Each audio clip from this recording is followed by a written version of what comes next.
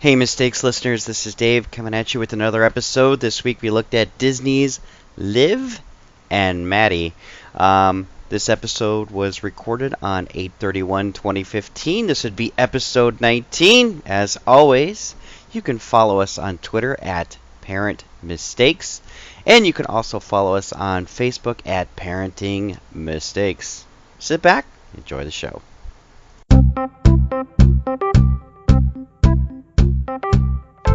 Todd, I have something to tell you. Tell me. Are you ready? So you know. Do I have a choice? You know, I always ask if you're ready. You've got to be ready for whatever I have to give you, right? I guess. I guess you could say no. We're not doing the show tonight, Dave. So next, I'll try not to say, "Are you ready?" Maybe I'm just trying to prepare you for the impact of who I am. Do you think at this point you're going to tell me anything that's going to faze me? I don't know. You surprised me. So, folks, just to catch you up, this is Parenting Mistakes, and that's Dave, and I'm Todd, and we've known each other since junior high. This is true. So, long time, and we've seen everything, like pretty much everything. Well, I don't know if we've seen everything, but yeah, we've seen a lot of stuff. There's a couple years that are missing. The missing Yes. years. You know that I bought a brand new car, a Yes. 2015 Nissan Rogue, which I have utterly fell in love with. Right? I love this car. It does everything I want. It's got cameras all over this thing. It's got this sleek. The paint is actually called Super Black. Right? It's beautiful in every way. I actually love how the car looks going down the road from the front as well as the back. And you know, because you were there when the Laguna showed up. Now, my first car was a Chevelle Laguna. And I was obsessed with that car as well. Any little ding, little scratch, I just, right? Well, yeah, a little bit. Yeah. Don't touch the car, right? You know, oh, precious car. Tonight, this very evening, I've had the Rogue all of, say, 5,000 miles now. About, 2 months now that I've had the car. And I got my first scratch tonight. Awesome. And it was a test in parenting. Why? Because I have children that are like this. Okay, I back up into a brick wall. That's a part of my neighbor's wall, okay? I just backed up into it because people are actually yip-yapping at me, right? I'm distracted. La la la la, Dad. Boom. My wife goes, "Oh." She looks at me and she's like, I knew exactly what happened. And she's like, "He's going to pop. I know he's going to pop." And I'm like, "Oh," right? I get out of the car. I look at the scratch. Yes, it's a nasty scratch. So I go walk quietly into the house. I'm trying to keep my cool. I come back and I'm wiping it down with a paper towel as the tears are coming down my eyes, right? I'm like, "Oh," right? The emotions, the feelings, the passions. But I'm a dad now, right? Yes. I get back in the car and my wife's like, "Just hush. You know, everybody, just shh. Let him just be," right? Like she's not saying a word. My youngest is not saying a word. But my eldest says, "Dad?" I can't respond. "Dad?" "Yes, Kayleen?" "How big is the scratch, Dad? Is it really big?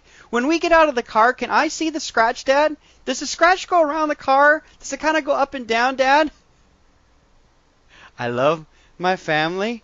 My mind is, I love my family. I love my eldest daughter. I am not a single man at all. All of my singleness is gone. I can't go upstairs to the bathtub or whatever I used to do and just cry. Right? Those days of going fetal in the closet are over. I have got to be acting dad. Yes, my eldest, when we get out of the car, you can look at the wonderful scratch that you're utterly curious about and fascinated by. As later on tonight, maybe about 9 p.m., I'll go down by the car and cry for a while, all on my lonesome. Of course, the internet's here now, so I looked up every which way that you can remove a scratch with scratch remover, right? Like Correct. I'm obsessing over the internet. All that to say, and I said this a couple weeks ago, I think I'm actually a better human being because I am a father. Because, man, it's times like those when you just have to shine. You know what I'm saying? I do. I'm glad you've gotten to this point. Well, you were there. You were there for the original car, right? Any little ding-a-hoo, whatever. Oh, right? As a single dude, and of course you could go crazy. But those days are gone, and ultimately it's just a scratch. And at times it can be a struggle, right? But to go, well, I love my family way more than I love my car. What does it say on my wall in the living room? You don't know, do you? No, You know what it says? What does it say? My wife has a stencil on there. It says, "The best things in life aren't things." And it's See? so true. So there's your true of parenting wisdom. We could just shut down the episode right there, right? Absolutely. So But we're not. Yeah, no. So what we watched? I want to say Liv And Maddie. Liv and Maddie this week. We'll There do an is no abrupt- dovetail, folks. Sorry. Yeah, abrupt, awkward transition. Yeah. Someday we plan to have the perfect transition, right? Is that the objective? No, why would we do that? Okay. Why would we break our streak? Because we've been told we need to have better transition. Nah, Right? that's for other people. This is us. true. This is true. Okay, so yeah, Liv and so, Maddie. yeah, Liv and Maddie, and this is another Disney show. Yes. Part of our Disney suite of shows. Yes, our Disney suite. That's a good way of describing it. It is. There is kind of a common theme when it comes to these Disney shows, for sure. Okay, so this show is another totally plausible plot. Okay? Right. What? The sarcasm is strong with this one? A little bit. Okay. Yeah. I'm not wearing that shirt today. I could. All right, so Liv and Maddie are twin sisters. Liv is described as a girly girl. She was an actress in Hollywood for 4 years, and she could have kept being an actress, but she missed her family back in Wisconsin. Right. Or as some people say, Wisconsin. Okay. That's So she missed her family. She wanted to come back home. So she comes back home. Her sister, Maddie, of course, is different than her. Maddie is the athlete and that sort of thing. They seem to generally get along, but also have your standard sibling rivalries. And it's just kind of the story of their sibling adventures. They have two younger brothers, Joey and Parker. Yep. And then the standard parents. Should we call them the standard Disney parents, quote unquote? Standard Disney parents who have jobs and are, well, we'll get into a little bit how they play. Sometimes we've noticed that some of the parents are there sort of as, shall we say, plot accessories. Yeah, oh yeah, absolutely. You know, obviously we've watched where parents actually are texting via parenting, right? Yeah. Like, oh yeah, but like, who cares? But I will say, just to kind of give you an idea of what the show's about too, we could call it the Patty Duke factor, correct? Patty Duke show. You familiar with this show? Boy, you're no, you're not. Yeah, okay. Not with you. So Patty actually played identical cousins, right? So they do Yes. have that twins things going on, and I did my research. They've gotten to the point where the technology is pretty good in that it's hard to tell whether or not they're twins. Correct. Right? They do a pretty seamless job of having the two actresses, or I should say, actress play off of herself. Correct. Because it is And I one think she actress playing both the roles. And I think she does a good job. Yeah. Yeah, from an acting standpoint, again, as you said, technology, that sort of thing, but pretty versatile to sort of, because these two girls, they do, you know, for plot reasons and that sort of thing, they do have sort of distinct personalities, distinct styles, distinct looks, and that sort of thing. Well, and it's, again, because it's a Disney show, all characters are overemphasized, so when you think of either Liv or Maddie, they're two extremes, right? Correct. One is going to be sitting in this category. So not to say it is hard to act it, but at the same time, there's a little bit of a gimme there that when you're playing this role, it's the extreme opposite of this other character. Correct. What'd you think? So I actually liked the brothers' mascot subplot a whole lot better than the centralized Liv and Maddie plot. But if we get back to Liv and Maddie, basically their parents or their mother in particular has given them some community service opportunities. Like, hey, you just can't be slugs on the rug. You got to get out there and do something for your community. Which, again, I don't have a problem with that. I actually kind of like that, right? The parent is actually influencing the child to do the right thing. Like, we want to contribute to society. So basically, they're both given opportunities to help different organizations. One daughter actually ends up picking up trash on the freeway, and the other daughter is actually working in an old folks home. That is, in essence, the plot. The subplot involves the eldest boy, the eldest son, Joey. Is that correct? Joey. Yeah, who's a freshman. Yeah, he is actually given a job. So the subplot there is he's given a job to watch over the school mascot, and there is a classic. Like, they didn't have to put any effort into writing that, right? They have to watch the mascot, and oh, lo and behold, the mascot somehow gets not taken, but it seems that it's been taken, and all sorts of shenanigans ensue. Correct. So, the more I'm talking about this, the more I think maybe I didn't really like Joey's plot as much as I thought I did. I think I actually like the actor better than the two mains. Or, again, just the one main, but who's playing two different roles. Yeah. Well, and it's always interesting to watch these types of shows, particularly when you have kids that are in these age ranges.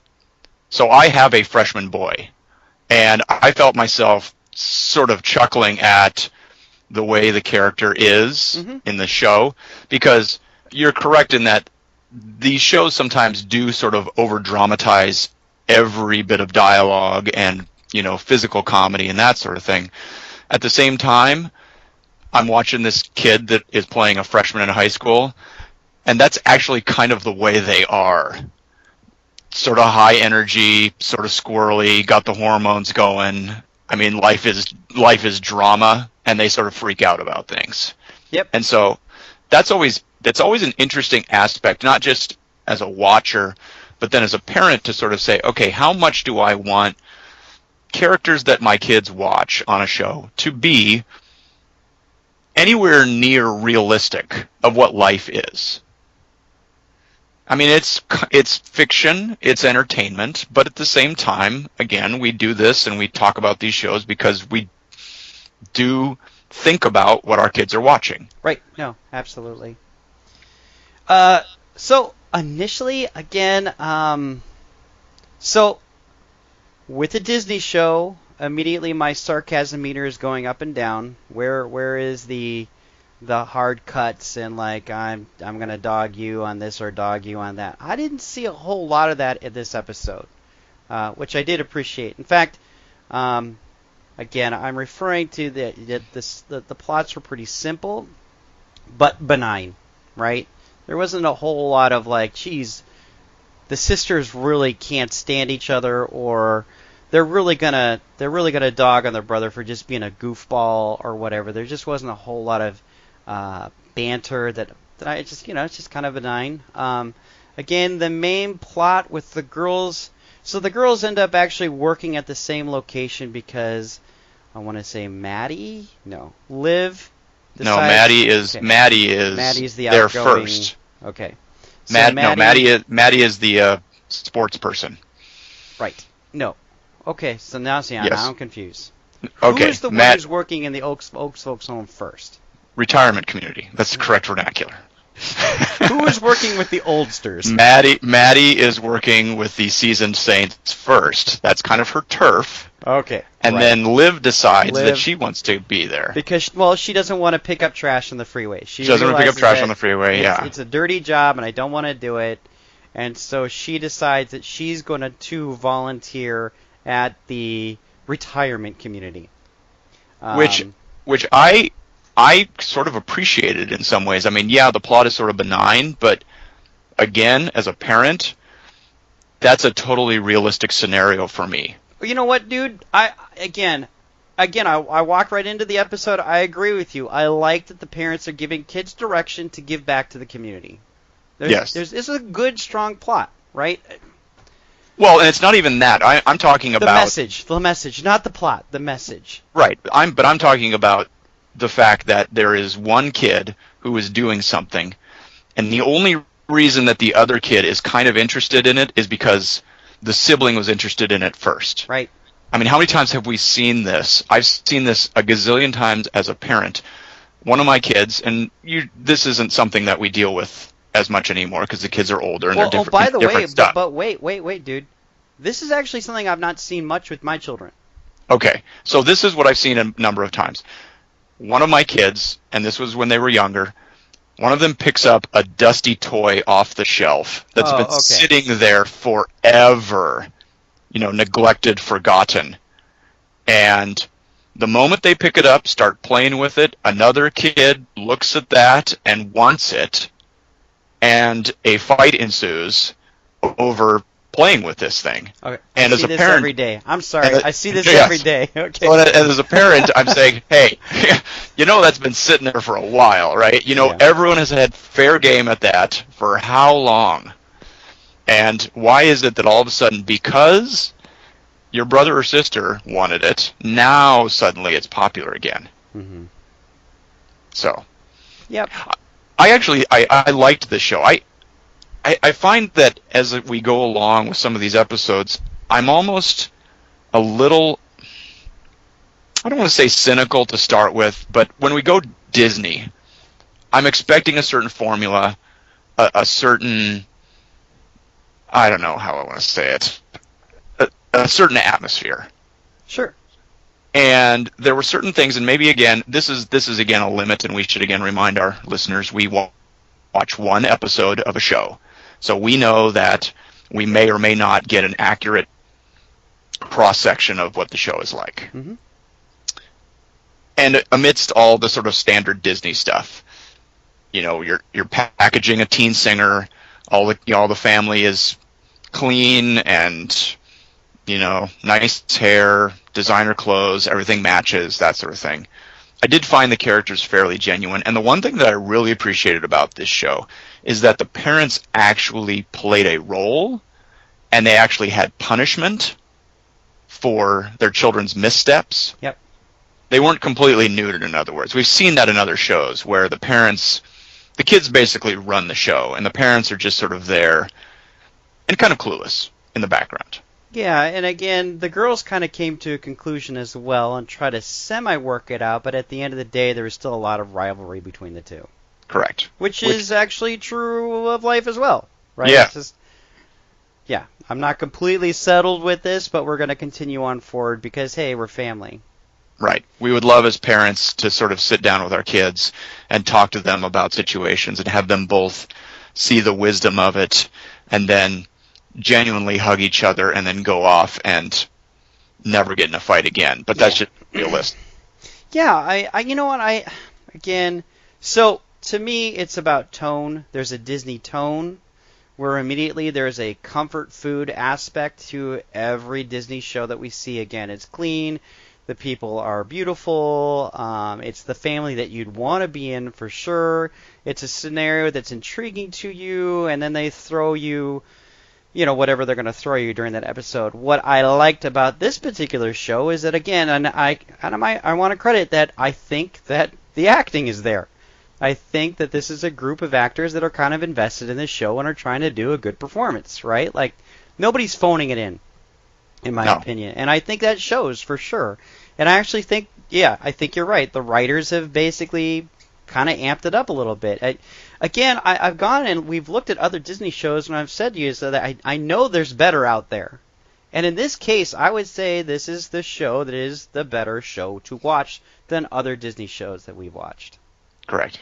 And again, we always have to do the caveat of that to say, I'm not saying that this is really deep, meaningful, educational content. It's still vanilla. It's still pretty plain. You're not going to learn some wonderful life lessons. You're not going to enhance your academic knowledge by watching this. Yeah, now, sometimes, again, I think that you and I sit at different ends of the field in that I always kind of come with the entertainment bit first, and I think you're looking for a little more substance. And I think we always kind of meet in the middle when we come head-to-head on that. But as far as just strict entertainment is concerned, I'd say, yeah, totally watch this show. I think it's fine. There you go. Yeah, and I bet there wasn't a whole lot of groaners. I felt like the old folks cast or the people of a senior age. See, I thought they were pretty funny. I mean, right? It's hammy. It's just hammy. It's over the top. It is hammy, right? Well, and the funny thing is, I was thinking about this myself because there are a couple of jokes with the old people that we wouldn't necessarily say are pure sexual content, but they're sort of going that direction. Right. And in my head, I'm thinking, okay, do we say that's okay because they're older? Like, because they're older actors? Is it okay because they're mature characters that type of stuff doesn't bother me as much anymore? I don't know. That's something that I can't necessarily resolve in my mind. Well, one thing for sure is it's not a theme that we've seen through Disney shows. Like, correct. We know that there are a number of things that are going to happen with parents right now in Disney shows. The prime example of, the prime example that happened in this show was basically they take this mascot to their home. They tie the mascot up in a tree to quote unquote hide it. And it's in the backyard. It's so overly obvious that there is a giant, I think, hedgehog or whatever that thing is. Something like that, yes. Is up in the air. And basically the kid says, my parents are constantly looking at their phones. They will never notice this mascot in our backyard. And lo and behold, the parents come out and they never notice the mascot because they never look up from their phones. Because, hey, parents are kind of, dare I say, not so smart, right? Again, it's that philosophy kids rule, right? The kids are kind of in control of whatever Disney episode we're going to watch. Because Disney wants to give every kid that fantasy. Hey, you're completely in charge. And again, the parents did intercede at some point, but they only intercede at the point in which the child actually needs some intercession.